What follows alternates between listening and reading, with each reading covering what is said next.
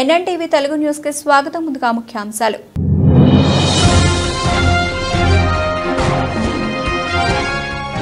నంద్యాలలో ప్రభుత్వ సర్వజన వైద్యశాలలో పలు వార్డులను తనిఖీ చేసి వైద్యులకు పలు ఆదేశాలు జారీ చేస్తున్న జిల్లా కలెక్టర్ రాజ్ కుమారి.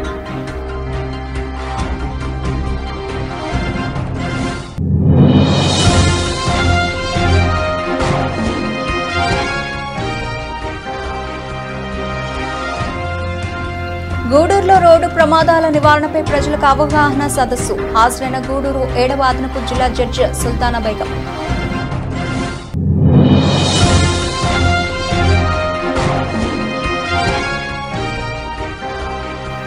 ఉమ్మరి వీధిలో సూర్య ఫ్యాన్సీ అండ్ గిఫ్ట్ సెంటర్ దుకాణంలో అగ్ని ప్రమాదం. షార్ట్ సర్క్యూట్ అయి ఉండవచ్చని అనుమానిస్తున్న స్థానికులు.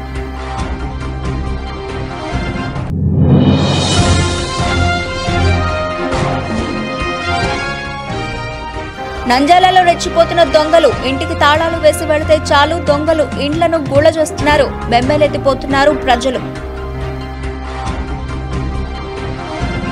రోడ్డు ప్రమాదాల వల్ల నిత్యం అనేక మంది మృతి చెందుతున్నారని, ప్రమాదాలు జరగకుండా వాహనాలు నడిపేవారు జాగ్రత్తలు పాటించాలని గూడూరు 7వ అదనపు జిల్లా జడ్జి సుల్తానా బేగం వెల్లడించారు.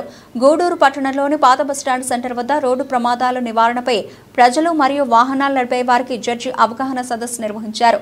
జడ్జి సుల్తానా బేగం మాట్లాడుతూ వాహనాలు నడిపేవారు హెల్మెట్ తప్పనిసరిగా ధరించాలని, చిన్నపిల్లలకు వాహనాలు ఇస్తే ప్రమాదాలు జరిగితే వారి తల్లిదండ్రులపై కేసు నమోదు చేయడం జరుగుతుందని హెచ్చరించారు. లైసెన్స్ మరియు ఇన్సూరెన్స్ ఎప్పటికప్పుడు రెన్యువల్ చేయించుకోవాలని సూచించారు. వాహనాలు నడిపే వారందరూ జాగ్రత్తలు పాటించి ఆనందంగా జీవించాలని కోరారు. ఈ సమావేశంలో sub judge Lokanatham, MVI Prabhakar, CI Paparao, లాయర్లు, పోలీస్ సిబ్బంది పాల్గొన్నారు. బయటకు రావాలి. ఇంకోటి సీట్ బెల్ట్ పెట్టుకోవాలి. సీట్ బెల్ట్ కారులో వెళ్ళే వాళ్ళు చాలా మంది సీట్ బెల్ట్ పెట్టుకోవాలి. అది చిన్నగా తీసుకుంటారు, కానీ చాలా ప్రమాదాలు జరిగే అవకాశం ఉంది. అలా చెప్పుకుంటూ ఎన్నో సెక్షన్స్ ఉన్నాయి.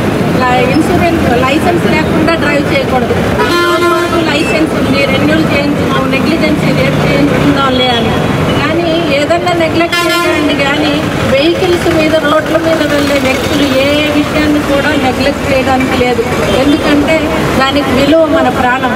మన ప్రాణానికి విలువ కట్టే వ్యక్తే లేరు, ఎవరు దాన్ని విలువ కట్టలేరు, తెచ్చుకోలేము. కాబట్టి మన ప్రాణాన్ని మనం కాపాడుకుంటున్నాం. మనం ఈ మోటార్ వెహికల్స్ రూల్స్ పాటిద్దాం, మోటార్ వెహికల్ యాక్ట్లో ఉన్నటువంటి నిబంధనల ప్రకారం మనం డ్రైవ్ చేద్దాం అని ప్రతి ఒక్కరూ అనుకుంటే కేసుల గురించి వదిలేసి ఈ కేసు కాకపోతే ఇంకో కేసు. కానీ అలా అవ్వడం వల్ల ముఖ్యంగా మన ఫ్యామిలీస్, మన ప్రాణాలు పోతున్నాయి. కాబట్టి అందరికీ అవసరమైన గూడూరు పట్టణంలోని కుమ్మరి వీధిలో ఉన్న సూర్య ఫ్యాన్సీ అండ్ గిఫ్ట్ సెంటర్ దుకాణంలో అగ్ని ప్రమాదం జరిగింది. అగ్నిమాపక శాఖ సిబ్బంది మంటలను అదుపు చేశారు.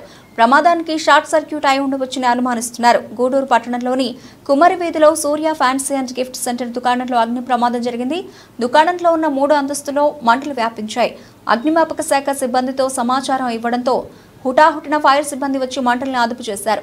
రాత్రి దుకాణం మూసిన తర్వాత షార్ట్ సర్క్యూట్ అయి క్రమేణా మంటలు వ్యాపించి ఉండవచ్చునని అనుమానం వ్యక్తం చేస్తున్నారు. దుకాణంలో ఉన్న అన్ని వస్తువులు కాలిబూడిదయ్యాయి.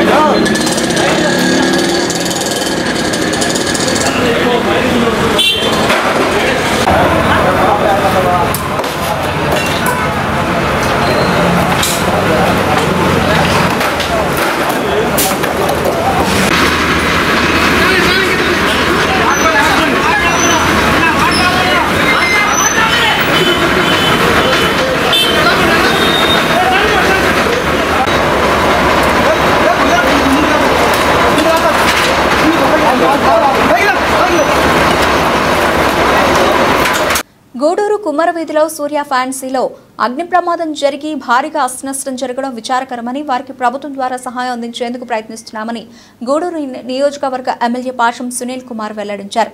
గూడూరు పట్టణంలోని కుమర వీధిలో ఉన్న సూర్య ఫ్యాన్స్ దుకాణంలో షార్ట్ సర్క్యూట్తో అగ్ని ప్రమాదం జరిగింది. అగ్నిమాపక సిబ్బంది మంటలు అదుపు చేశారు. దుకాణాన్ని ఎమ్మెల్యే పాషం సునీల్ కుమార్ పరిశీలించారు. షాపు యజమానితో ఎమ్మెల్యే అగ్ని ప్రమాదంపై చర్చించారు. ఫైర్ సిబ్బంది సకాలంలో స్పందించలేదని స్థానికులు తెలియజేయడంతో వారిపై ఎమ్మెల్యే ఆగ్రహం వ్యక్తం చేశారు. ఎమ్మెల్యే సునీల్ కుమార్ మాట్లాడుతూ పట్టణంలో పేరు పొందిన సూర్య ఫ్యాన్సీలో అగ్ని ప్రమాదం జరిగి భారీ నష్టం జరగడం చాలా బాధాకరమని నిబంధనల మేరకు ప్రభుత్వం ద్వారా వారికి సహాయం అందించేందుకు ప్రయత్నిస్తామని తెలిపారు. గూడూరుకు మరో ఫైర్ ఇంజిన్ ఏర్పాటు చేస్తామని వ్యాపారస్తులు తమ షాపులకు ఇన్సూరెన్స్ చేయించుకోవాలని సూచించారు. ఎమ్మెల్యే వెంట నాయకులు చెంచురామయ్య, రహీం, ఉమాశంకర్, సుబ్బయ్య, చంద్రశేఖర్ తదితరులు ఉన్నారు.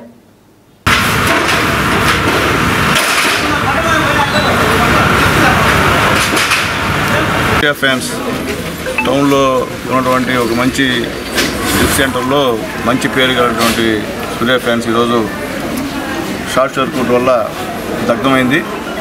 దాదాపు ₹1 ఆస్తి మొత్తం మెటీరియల్ అంతా కూడా కాలిపోవడం జరిగింది. విచిత్రం ఏంటంటే ఫైర్ సర్వీస్ నిర్లక్ష్యం వల్ల పై 2 అంతస్తులు కూడా మళ్ళీ తగలబడ్డాయి. వాళ్ళు ముందుగానే అలర్ట్ అయి ఉంటే ఇక్కడికే ఆగుండు. వాళ్ళు పైపు లేవని కొంతమంది, అలా కొంత నీళ్ళు లేవని కొంతమంది రకరకాల సాకులు చెప్పి ఈరోజు వాళ్ళ నిర్లక్ష్యానికి 2 అంతస్తులు కాలే. ఎందుకంటే గూడూరులో ఈ విధంగా ఇంత పెద్ద డివిజన్లో ఫైర్ సర్వీస్ ఒకటే ఉండడం, ఉద్యోగస్తులు మాత్రం ఎక్కువ మంది ఉన్నారు. జీతాలు మాత్రం ఒక ఫైర్ సర్వీస్ ఒక వ్యాన్ కొనుక్కోవచ్చు. ఇంతమంది ఉద్యోగులు ఉండి కూడా ఈరోజు అనవసరంగా ₹1 దగ్ధమైందంటే మరీ అన్యాయమైన విషయం. ఖచ్చితంగా దీనిపైన ఫైర్ సర్వీస్ పైన కలెక్టర్ గారికి కంప్లైంట్ చేస్తానని చెప్పి తెలియజేస్తున్నా. అయితే దురదృష్టం ఏంటంటే దీనికి ఇన్సూరెన్స్ లేదని చెప్పి మా సోదరులు చెప్తున్నారు. ఇన్సూరెన్స్ ఉంటే బాగుండు. ఏదో విధంగా ఏ విధంగా చేయాలో ఏదన్నా మాట్లాడి నష్టపరిహారం వచ్చే విధంగా నేను కూడా చూస్తానని చెప్పి తెలియజేస్తున్నాను. అంటే ఏ విధంగా రూల్స్ ఏ విధంగా ఉంటే దాని ప్రకారం చూసి చేస్తానని చెప్పి తెలియజేస్తున్నాను. అలాగే ఇక్కడ ట్రాన్స్ఫారం కూడా అందరూ కూడా ఈరోజు ఫిర్యాదులు చేశారు. అది ఎప్పుడు తరచూ అక్కడ మంటల రేగడం, అలాగే శబ్దాలు రావడం రకరకాలది. ఏడీ గారు కూడా వచ్చిన్నారు. ఏడీ గారికి కూడా చెప్తున్నాను, దీన్ని ఒక వారం లోపల కొత్త ట్రాన్స్ఫారం పెట్టాల్సిందిగా కోరుతున్నాం. అలాగే డిష్ నంద్యాల పట్టణంలోని ప్రభుత్వ ఆసుపత్రిని ఈ రోజు జిల్లా కలెక్టర్ రాజకుమారి ఆకస్మిక తనిఖీ నిర్వహించారు. ఈ సందర్భంగా ఆసుపత్రిలోని అన్ని విభాగాలను పరిశీలించారు. ఆసుపత్రిలో ఉన్నటువంటి మిషనరీ పనితీరును అక్కడి ఇన్ఛార్జ్లను అడిగి తెలుసుకున్నారు. అలాగే రోగులకు అందిస్తున్న సేవలు, వసతులపై రోగులతో నేరుగా మాట్లాడి తెలుసుకున్నారు. వైద్యం కోసం వచ్చే రోగుల పట్ల దయాగుణంతో మెలిగి వారు తిరిగి వెళ్లేంత వరకు అన్ని రకాల సౌకర్యాలు కల్పించాలని ఆసుపత్రి సూపరింటెండెంట్ మరియు డీసీహెచ్ఎస్లకు ఆదేశించారు. అలాగే ఆసుపత్రిలో మరింత మంది సిబ్బంది అవసరం ఉన్నట్లుగా గమనించామని, ఆసుపత్రి పరిసరాలు, పారిశుధ్యంపై కూడా ప్రత్యేక శ్రద్ధ పెట్టి పరిశుభ్రంగా ఉంచుకోవాలని వైద్య సిబ్బందికి ఆదేశించారు. కార్యక్రమంలో కలెక్టర్ వెంట ప్రభుత్వ ఆసుపత్రి డీసీహెచ్ఎస్ జఫరుల్లా, డాక్టర్లు తదితరులు పాల్గొన్నారు. ఇక్కడికి నేను వచ్చాను అనుకో, మా రిజిస్ట్రేషన్కి ఎంత టైంలో మళ్ళీ డాక్టర్ని చూపించుకోవడానికి వెళ్ళగలరు వాళ్ళు? 10 to 15 మినిట్స్లో అయిపోతుంది.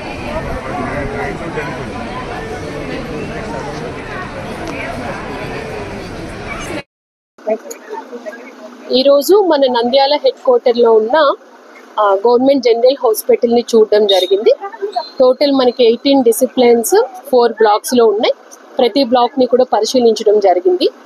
ఇక్కడ మనకి ఓపీ కూడా నియర్లీ 1200 వరకు వస్తూ ఉన్నారు. జిల్లాలో చాలా సదూర ప్రాంతాల నుంచి కూడా వస్తూ ఉన్నారు. వాళ్ళకి ఫెసిలిటీస్ ఏమేమి ఉన్నాయి, ఇంకా ఫర్దర్ స్ట్రెంథెన్ చేయాల్సిన అవసరం ఏముంది, అలాగే థియేటర్స్ ఎలా ఉన్నాయి, వార్డ్స్ ఏ విధంగా ఉన్నాయి, ఎక్విప్మెంట్ ఏ విధంగా ఉంది, ఎక్విప్మెంట్కి సరిపడా టెక్నీషియన్స్ ఉన్నారా లేదా, ఇవన్నీ కూడా ఈరోజు నేను పరిశీలించడం జరిగింది. ఇమీడియట్గా కొంత సపోర్ట్ ఇవ్వాల్సిన అవసరం ఉంది జీజీహెచ్కి. అది డిస్ట్రిక్ట్ అడ్మినిస్ట్రేషన్ సైడ్ నుంచి స్ట్రెంథెన్ చేస్తాం. మ్యాన్ పవర్ సపోర్ట్ కూడా కొంత అవసరం, అది కూడా స్ట్రెంథెన్ చేస్తాం.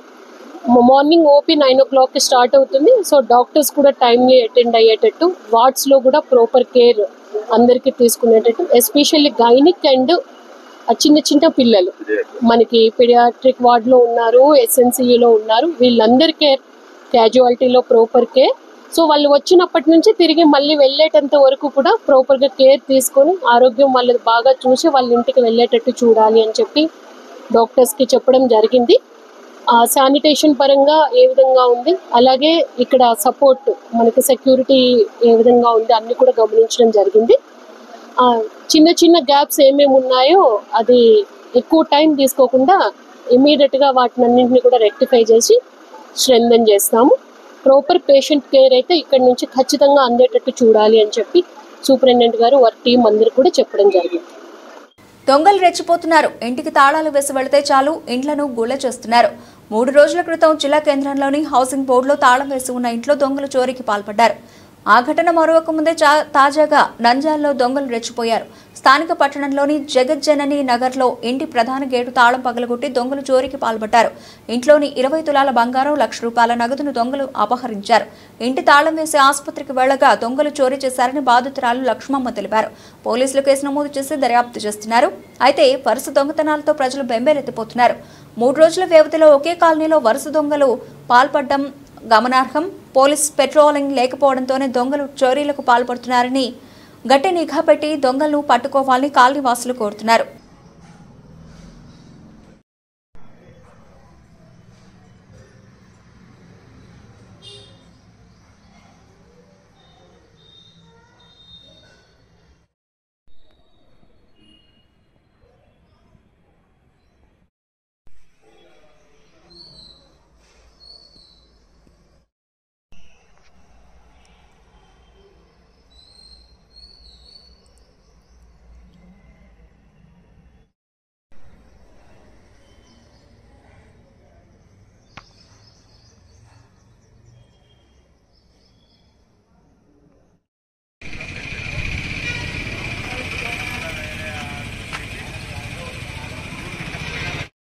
పారింది మా బావ అది ఈ టవల్ కాడ లేదు. అది ఇంకా ఈ దేవుని గుట్లో చేసినాక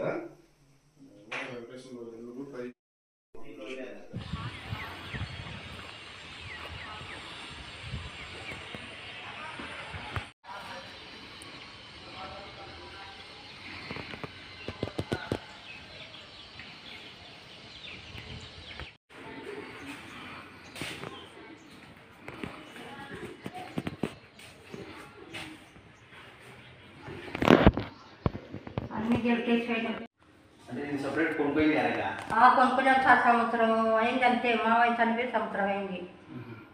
మీ పేరు రామలక్ష్మమ్మ? గట్ల సంవత్సరం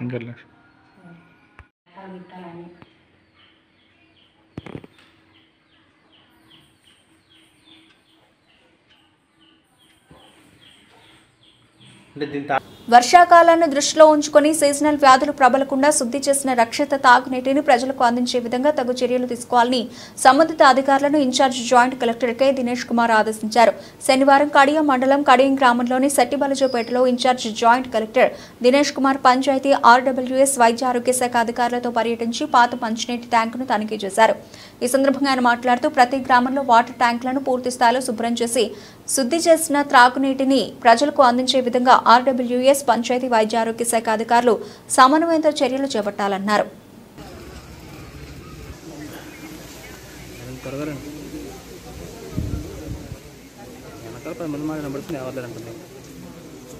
మీరే బుక్ అవుతారమ్మా. నెంబర్ లేదు.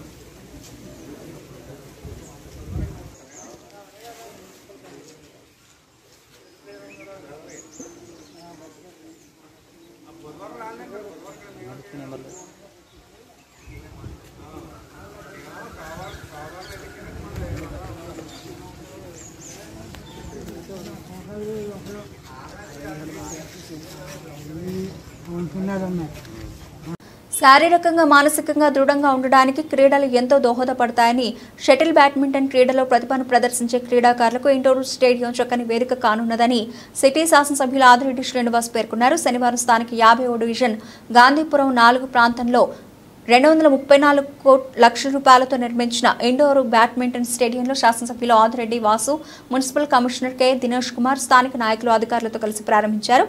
ఈ సందర్భంగా శాసనసభ్యులు ఆదిరెడ్డి వాసు మాట్లాడుతూ శారీరక మానసిక ఉల్లాసానికి క్రీడలు ఎంతో అవసరమని ఆ దిశగా విద్యార్థులకు బ్యాడ్మింటన్ క్రీడ పట్ల తమ ప్రతిభా నైపుణ్యాలను ప్రదర్శించేందుకు నూతనంగా నిర్మించి ప్రారంభించుకుంటున్న ఇండోర్ స్టేడియం చక్కని వేదిక కానుందన్నారు. క్రీడల పట్ల ఆసక్తి గల ప్రతి ఒక్కరూ జిల్లా రాష్ట్ర స్థాయిలో జాతీయ స్థాయిలో తమ ప్రతిభా నైపుణ్యాలను ప్రదర్శించేందుకు కేంద్ర రాష్ట్ర ప్రభుత్వాలు చక్కని అవకాశాలు కల్పిస్తున్నాయని వాటిని సద్వినియోగం చేసుకోవాలని యువతకు పిలుపునిచ్చారు.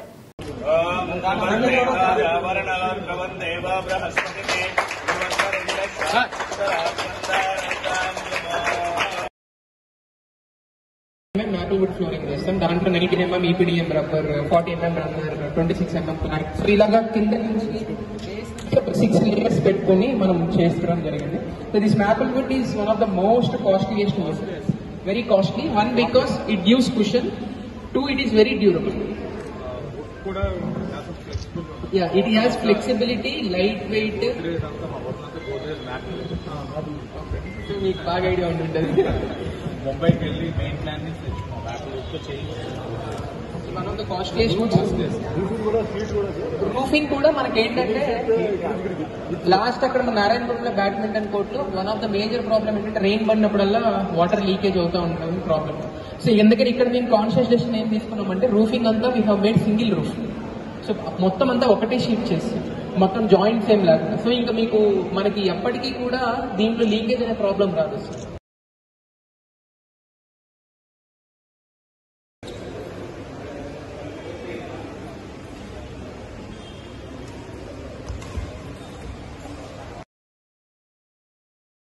స్థానిక రాజీవ్ గాంధీ డిగ్రీ కళాశాల ప్రాంగణం ప్రెస్ రూమ్లో జరిగిన పాత్రికేయుల సమావేశంలో ఆయన మాట్లాడుతూ ఆంధ్రప్రదేశ్ రాష్ట్రంలో ముఖ్యమంత్రులు మారినప్పుడల్లా కాంట్రాక్టర్లు మారిపోతున్నారు. దీనివల్ల డయాఫ్రామ్ వాల్ కొట్టుకుపోయింది. శ్వేతపత్రం విడుదల చేసిన సీఎం చంద్రబాబు ఎంత ఖర్చు పెట్టారు, ఇంకా ఎంత ఖర్చు అవుతుంది అనే విషయాలు ప్రస్తావించలేదు. పోలవరం వద్ద కోయిడా ప్రాంతం వరకు సమానంగా ఉండే ప్రవాహం పోలవరం వచ్చే క్రమంలో మధ్యలో 9 టీఎంసీల నీళ్లు వృధా అవుతూ మనం నష్టపోతున్నాము. నీటి ప్రవాహాన్ని ఎలా అరికట్టాలి అన్నది ప్రభుత్వ బాధ్యత. సీనయ్య కమిటీ 2 డయాఫ్రామ్ వాల్ కట్టాలని చెప్పారు. పోలవరం రిఫ్ట్ 3 జోన్ భూకంప ప్రాంతంలో ఉంది. డయాఫ్రామ్ వాల్ ఒక చోట 52, మరో చోట 92 మీటర్లు నిర్మించారు.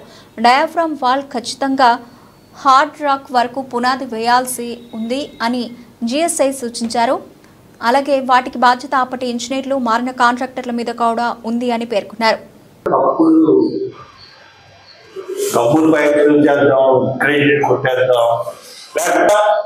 జగన్ గారు వచ్చాడు, ఆయన కొంత పంచాడు డయాఫ్రామ్ వాల్, ఆయన పెంచాడు. ఆ తర్వాత మరి ఆయన ఏం కట్టాడు, ఏం చేయడు.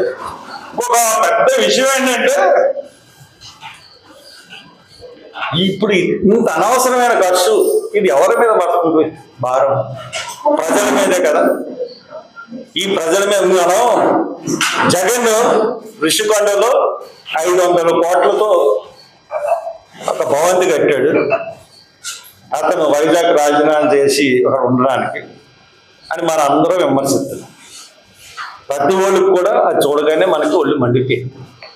అవును కదా, నిజమే కదా, ఎంత దారుణంగా కట్టాడు. మరి చంద్రబాబు నాయుడు ఈ పోలవరం ప్రాజెక్టు చూపించడానికి జనాలకి 500 కోట్లు ఖర్చు పెట్టారు బస్సు వేసి. దాని ఆ డబ్బుని మనం ఏ రకంగా మనం చూడగలం అంటే ఈ ప్రజానాయకులు అనుకున్నవాడు తెలుగుదేశం కానీ లేకపోతే వైఎస్ఆర్సీపీ కానీ 2 ప్రాంతీయ పార్టీలు కూడా ఈ రోజున ప్రజల్ని దోచుకుంటున్నాయి. కాంట్రాక్టుల రూపంలో వచ్చిన డబ్బులు దోచుకుంటున్నాయి. ప్రజలకి కావలసిన చిన్ని తాయిలాలు వేసి అవి పబ్బు జరుపుతా ఉన్నాయి. ఇది అత్యంత దారుణమైన విషయం. ఈ దాని మీద నిలుపులు అనుకున్న వాళ్ళు నేను చెప్పిన పాయింట్లో ఏది ఖండించినా కానీ నేను రాజకీయాల నుంచే విరమించేస్తాను. రాష్ట్ర టీడీపీ కార్యనిర్వాహక కార్యదర్శి ఎర్రా వేణుగోపాలరాయుడు పుట్టినరోజు సందర్భంగా ఎర్రా యువసేన ఆధ్వర్యంలో వేడుకలు స్థానిక వీరభద్రపురం కస్తూర్బా వృద్ధుల ఆశ్రమంలో శనివారం ఉదయం ఘనంగా నిర్వహించారు. ఎర్రా యువసేన సభ్యులు అల్లాటి రాజు, పైడి రాజు, మంచాల సునీల్, కరక ప్రసాద్, గొల్లవెల్లి త్రిమూర్తులు, పోతుల నాగశ్రీనివాస్, మురళి, రాజు, భాస్కర్ అభిమానులు తదితరులు పాల్గొన్నారు. 20 మంది వృద్ధులకు బెడ్షీట్లు, కొబ్బరి నూనె, పేస్టులు వంటి నిత్యావసర సరుకులు పంపిణీ చేశారు. ఈ సందర్భంగా అల్లాటి రాజు మాట్లాడుతూ వృద్ధుల కోరిక మేరకు వారికి అవసరమైన నిత్యావసర వస్తువులను అందించినట్లు తెలిపారు.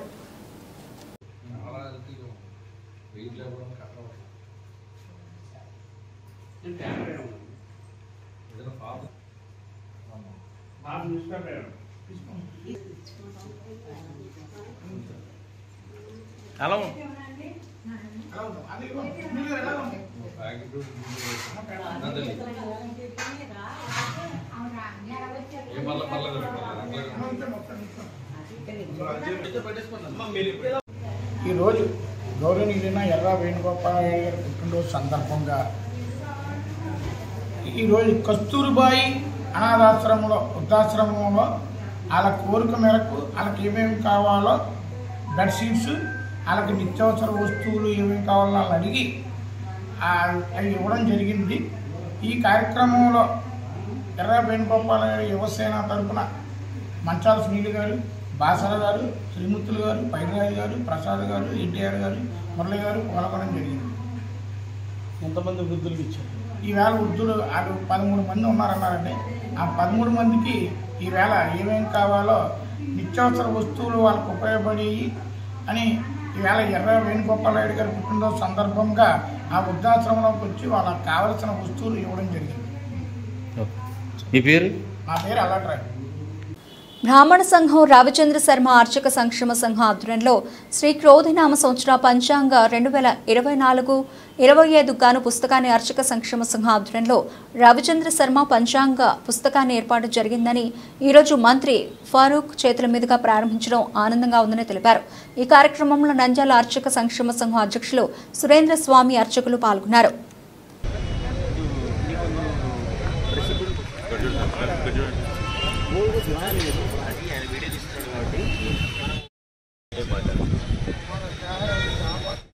పార్వతీపురంకి సంబంధించినటువంటి ఒక పైలాదాస్ అనేటటువంటి ఒక వ్యక్తి అనేక రకాలుగా బ్రాహ్మణులను కించపరచడము, ఇవన్నీ కూడా దుర్భాషలాడడం జరుగుతుంది. ఆయన పైన కూడా తగు విధంగా చర్యలు తీసుకోవాలనేటటువంటి రకంగా న్యాయపరమైనటువంటి చర్యలు తీసుకోవాల్సిందిగా మేము మన మంత్రి గారిని, న్యాయశాఖ మంత్రి గారిని కోరడం జరిగింది. కాబట్టి ఈ విషయాలన్నీ కూడా దృష్టిలో ఉంచుకుని మనకందరికీ కూడా న్యాయం చేయాలని చెప్పేసి అనేటటువంటి రకంగా అఖిల భారత ఏబిబిఎం రాష్ట్ర నంద్యాలకు జిల్లా సంఘమైనటువంటి మేము కూడా వాళ్లకు వినతి పత్రం ఇవ్వడం జరిగింది. మిగతా విషయాలు మన రాష్ట్ర అధ్యక్షులు మనం ఎమ్మెల్యే గారిని కలవడం జరిగింది. వాళ్ళకు మేము వినతి పత్రం కూడా ఇవ్వడం జరిగింది. మాకంతా కూడా మంచి జరగాలనేటటువంటి రకంగా కోరుకుంటున్నాం. అదేవిధంగా ఈ క్రోధినామ సంవత్సరం పంచాంగాన్ని వాళ్ళకు ఒకటి బహుకరించడం జరిగింది. రాష్ట్రంలో ఉండేటటువంటి అర్చకులందరికీ కూడా దీన్ని పంపిణీ చేయడం జరుగుతుంది. విశేషంగా రాష్ట్ర అర్చక సంక్షేమ సంఘము మన ఎన్ఎండి ఫరూక్ గారిని, న్యాయశాఖ మంత్రులు ఎన్ఎండి ఫరూక్ గారిని మొదటిసారిగా కలిసి వారిని అభినందిస్తూ, అలాగే అర్చకుల యొక్క స్థితిగతులను కూడా వారికి వివరించి వారి యొక్క సమస్యలను త్వరితగతంగా తీర్చాలని ఒక సందేశాన్ని ఇస్తూ నివేదిస్తూ అర్చకుల పట్ల సానుకూలత వ్యక్తం చేయడం జరిగింది మన ఎన్ఎండి ఫరూక్ గారు. అలాగే అర్చక సమస్యలు ఏమైనా ఉన్నా కూడా నా దృష్టికి తీసుకొని వస్తే అర్చకుల యొక్క సమస్యలు తీరుస్తానని కూడా వారు హామీ ఇవ్వడం జరిగింది. కాబట్టి వారికి కృతజ్ఞతలు తెలుపుతూ, అలాగే క్రోధినామ సంవత్సర నూతన పంచాంగాన్ని వారికి బహుకరించడం జరిగింది. అర్చక సంక్షేమ సంఘం తరఫున ఇచ్చాం. నంద్యాల పట్టణంలో ఇళ్ల వద్ద, షాపుల వద్ద చెత్తాచెదారం రోడ్లపై వేయడంతో కాలువలో డ్రైనేజీ వాటర్ వెళ్లకుండా అడ్డుపడుతున్నాయని ప్రజలు గమనించి రోడ్లపై చెత్త వేయకూడదని కమిషనర్ నిరంజన్ రెడ్డి పేర్కొన్నారు.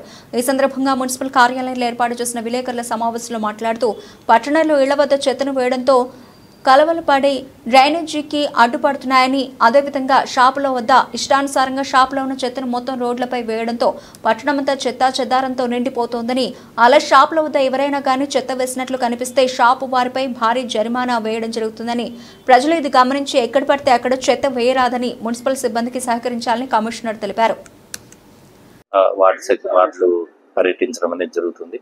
మరి చాలా చోట్ల గమనిస్తుంది ఏమిటంటే ఎక్కడ కూడా ప్రజలు ఈ వాళ్ళ ఇళ్ళ నుంచి జనరేట్ అయ్యే చెత్తను కానీ చిన్న చిన్న షాపులు దుకాణాల వాళ్ళు ఆ చెత్తను కాలువల్లో వేయడము, మనం ఈరోజు శుభ్రపరిచిన కాలువను 1 గంట 2 గంటన్నర కల్లా మళ్ళీ సేమ్ చెత్త వేయడము, పేపర్లు ఇంట్లో తుక్కు వేయడము, లేదంటే షాపుల నుంచి వచ్చే వేస్ట్ తీసుకొచ్చి ఈ చెత్త కుండీల్లాగా కాలువలను వినియోగించడం వల్ల చాలా ప్రాంతాల్లో నీరు తన్ని పెట్టుకుని కాలువల్లో, తద్వారా దోమల వ్యాప్తి చెంది మనం వ్యాధుల బారిన పడే అవకాశం కూడా ఉంది. ప్రజలందరూ కూడా దీన్ని గమనించండి. మరి మనకు వచ్చే చిన్న సంపాదనలో ఇట్లా చేసినందువల్ల దోమల ద్వారా వచ్చే వ్యాధులను ఫేస్ చేసి హాస్పిటల్స్కి వాటికి కూడా మరి మనకున్న చిరు సంపాదన, చిరు ఆదాయంలో మనం ఖర్చు కొట్టుకోవాల్సిన అవసరం ఉంటుంది. కాబట్టి ప్రజలందరూ కూడా సహృదయంతో ఈ చెత్త డోర్ టు డోర్ కలెక్షన్కు ఎవరైతే మున్సిపాలిటీ సిబ్బంది మీ ఇంటికి వస్తున్నారో వాళ్ళకి తడి చెత్త, పొడి చెత్త వేరువేరుగా అందజేసి మీరు పురపాలక సంఘానికి సహకరించండి. అదేవిధంగా మీ పరిసర ప్రాంతాలు పరిశుభ్రంగా ఉంచడంలో మున్సిపల్ సిబ్బందిని సహకరించమని చెప్పేసి కోరుతున్నాను. పగడ్యాల మండలం ముచ్చిమారి గ్రామంలో ఆలూరు నియోజకవర్గ ఎమ్మెల్యే విరూపాక్ష నాయుడు బాధిత కుటుంబ సభ్యులను కలిసి పరామర్శించారు. వారి కుటుంబానికి ప్రభుత్వం ఆదుకోవాలి, 10 లక్షల రూపాయలు ఆర్థికంగా సహాయం చేసి ఒక ప్రభుత్వ ఉద్యోగం ఇవ్వాలని డిమాండ్ చేశారు. హోంశాఖ మంత్రి ఒక మహిళ అయి ఉండి కూడా బాలిక అదృశ్యమై 7 రోజులైనా ఇంతవరకు కనిపెట్టకపోవడం ప్రభుత్వానికి సిగ్గుచేటని అన్నారు. త్వరగా తేల్చకపోతే వైఎస్ఆర్సీపీ పార్టీ ఆందోళన, తీవ్ర ఉద్రిక్తత చేస్తామని ఆలూరు వైసీపీ ఎమ్మెల్యే విరూపాక్ష నాయుడు అన్నారు.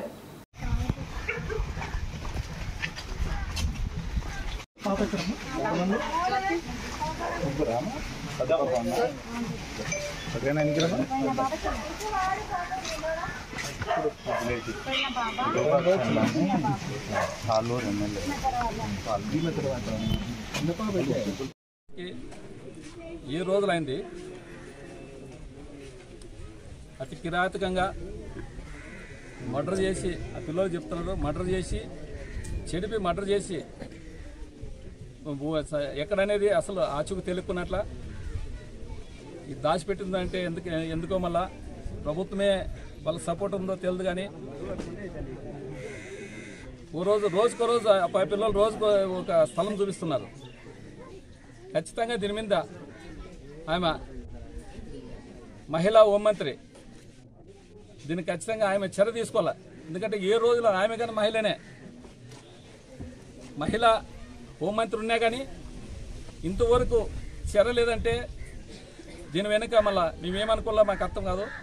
అదేవిధంగా వాళ్ళ తల్లిదండ్రుల హస్తంగానే ఉందని తెలుస్తుంది. ఎందుకంటే ఇప్పుడు ఆ పిల్లల్లో మైనర్లు అంటున్నారు. ఆ మైనర్లకి వెనకాల తల్లిదండ్రులు ఉన్నారు. వాళ్ళు కానీ ఖచ్చితంగా వాళ్ళని కానీ పిలిపించి స్టేషన్ పిలిపించి ఎక్కడున్నారో తెలిసి వాళ్ళ మీద కానీ ఎఫ్ఐఆర్ చేసి కేసుని డైవర్ట్ చేయకున్నట్ల. ఎందుకంటే మనందరికీ ఆడపిల్లలు ఉన్నారు. మహానంది క్షేత్రంలో చుట్టుపక్కల గ్రామీణ ప్రాంతాల్లో కాలనీలలోని ప్రజలకు, భక్తులకు చుక్కలు చూపిస్తున్న చిరుతను కట్టడి చేస్తామన్నారు JC Rahul Reddy.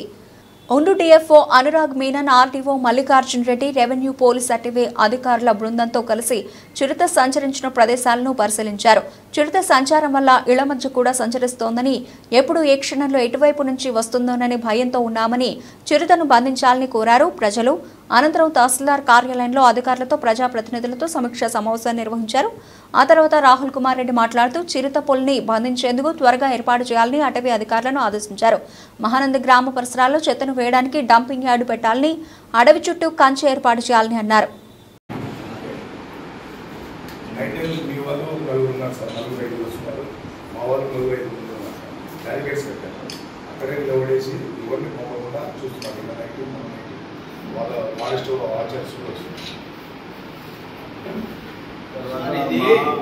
Mahanandi temple sir, ఇది వెళ్ళొద్దు అనడానికి ఎట్లుంటుందంటే తెలియని వాళ్ళు వెహికల్ చేసుకొని రాత్రిలో వస్తున్నారు. నేను తండ్రిలో జిల్లా అధ్యక్షుడిని సార్, లక్ష్మణ్ నా పేరు, ఎంఆర్పిఎస్ జిల్లా అధ్యక్షుడిని. ఇక్కడ మహానంది ప్రజలకైతే తెలుసా మహానంది. బులెటిన్ ముగించే ముందు హెడ్లైన్స్ మరోసారి.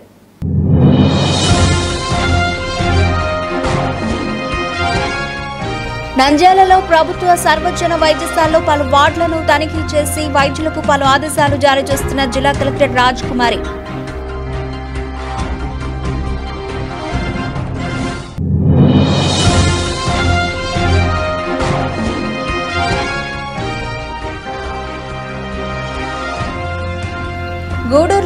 ప్రమాదాల నివారణపై ప్రజలకు అవగాహన సదస్సు హాజరైన గూడూరు 7వ అదనపు జిల్లా జడ్జి సుల్తానా బేగం.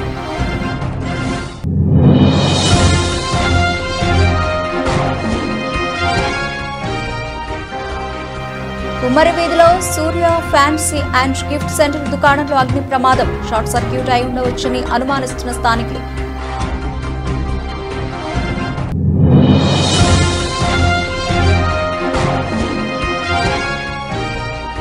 నంద్యాలలో రెచ్చిపోతున్న దొంగలు. ఇంటికి తాళాలు వేసి వెళితే చాలు దొంగలు ఇండ్లను గూళజేస్తున్నారు. బెంబేలెత్తిపోతున్నారు ప్రజలు.